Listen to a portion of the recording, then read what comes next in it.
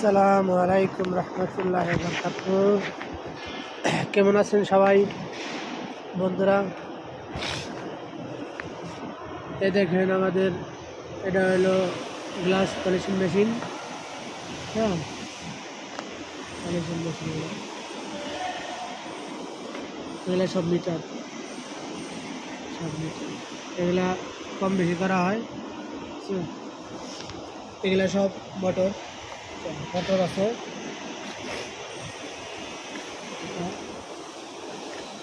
glass এদিকে বসানো, glass এদিকে বসানো,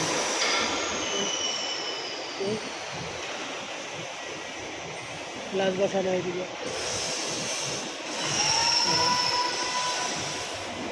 গ্লাস যায় ভিতরে যাওয়ার পর এদিকে ভিতরে